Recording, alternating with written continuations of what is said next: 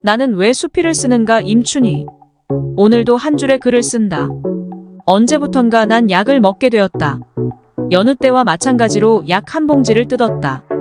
물 한 컵을 오른손에 들었다. 색깔별로 들어있는 알약을 왼손바닥에 올려놓고 한참을 내려다보았다. 몇 초 후면 이 약의 성분으로 내 정신은 혼미해질 것이다. 빨강, 노랑, 파랑, 무지개 색깔로는 부족하지만 분명 화려한 빛깔이다. 내 현실도 약처럼 밝은 색이라면 좋으련만 현실은 늘 흑백인 걸 어찌하면 좋을까. 도화지 위에 인생을 색칠해보아도 검은색 외에는 아무것도 없다. 난 30 즈음 우울증이 왔다. 생활의 무게에 짓눌려서 그랬을까. 신혼 재미가 한창일 시기, 햇살처럼 맑은 내 아가의 몸짓 발짓을 보고 행복에 젖어 있어야 하는데 머릿속은 늘 회색이다. 칠남매의 맏며느리 자리란 것이 내겐 큰 산이 앞을 가린 듯 답답하고 무겁게 느껴졌다. 시어머니의 중병으로 있는 재산병원비로 모조리 사라졌고 당신이 하시던 집안일을 내가 28살 되던 해 맡게 되었다. 더군다나 홀로 된 시아버지의 병수발은 물론이고 어린 시동생들 뒷바라지의 어려운 살림살이는 나의 인내력을 거덜나게 했다. 그 이유에서인지는 모르겠지만 머릿속은 늘 흐려 있었다. 내가 소띠여서일까? 호락호락하지 않았던 현실이 힘이 들 때마다 소의 삶을 생각했다. 종일 밭갈이하기 위해 쟁기질을 했던 소는 배가 얼마나 고팠을까? 움푹 들어간 배에 물 한 바가지 부어도 고여있을 만큼이었다.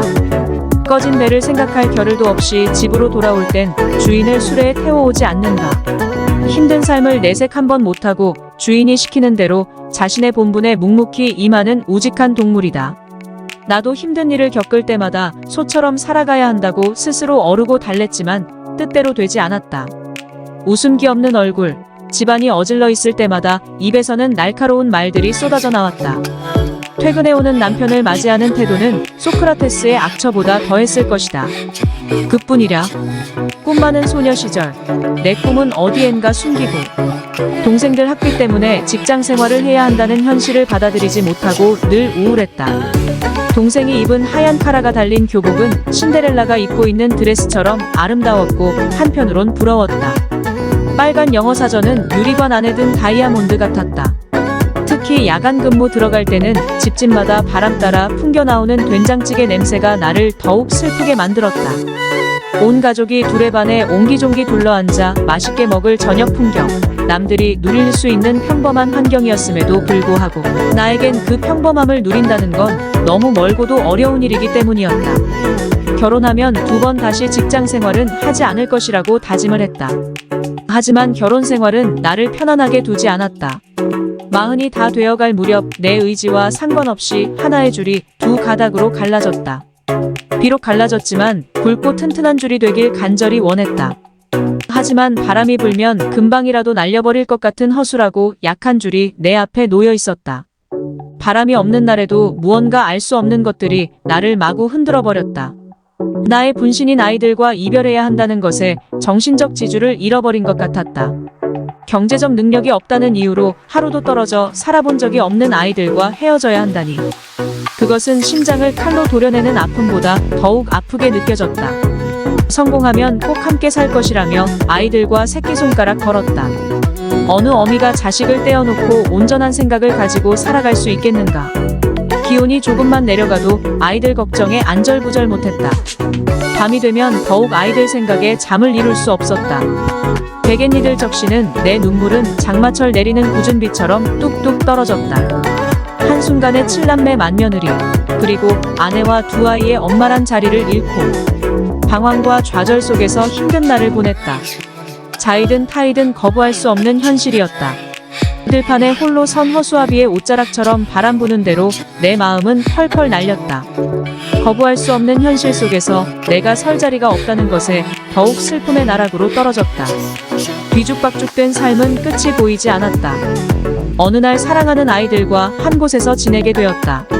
아들 둘 온전하게 키우기 위해 또는 생계를 책임지기 위해 밤낮으로 쫓아다녔다. 기업마다 건물마다 일거리 달라고 찾아다녔다. 거절을 20번도 더 당했던 건물 주인이 거래하겠다고 연락이 왔다. 일거리 만들려고 하루에 400km씩 운전하며 다녀도 피곤하지 않았다. 아이들과 함께 지낼 수 있다는 데서 그리고 편안하게 글을 쓸 수 있어서다. 무질서한 삶의 질서를 잡게 해준 것은 수필이었다. 수필을 왜 쓰는가? 묻는다면 내 인생을 정리정돈하기 위해서라고. 수필은 돈이 되는 것도 그렇다고 나를 황홀의 주인공으로 데려가는 것은 더욱 아니다. 일상이 촘촘해서 시간적 여유가 없을 때는 왜 하필 이 길을 택했을까? 자책도 하지만 글을 쓰지 않는다고 해서 그 시간이 내 삶이 그리 편하지도 않다. 누가 뭐라고 하지 않아도 자신도 모르게 글을 쓰는 것에 길들여 있다. 그렇다고 유명한 작가들의 계열에 끼어서 쫙쫙 써내려가는 것은 더욱 아니다. 머릿속에서 소금물이 배어나 올 정도로 쥐어짜도 글은 도통 나오지 않는다. 보통 여성들처럼 쇼핑 다니고 운동하면서 즐기는 삶이면 될 것을 왜 이러고 있나 싶을 때도 있다. 더군다나 사업을 하다 보니 스트레스가 만만치 않다. 하지만 성취감을 즐기는 편이라서 팍팍한 생활을 더욱 원하는지도 모른다. 그래서 오늘도 수필을 쓴다. 얽히고 설킨 삶의 실타래를 풀어낸다. 이젠 혼미해진 내 정신을 맑게 해주는 것은 색깔이든 알약이 아니라 힘들게 써내려가는 수필이다. 울렁거리는 가슴도 차분해졌다.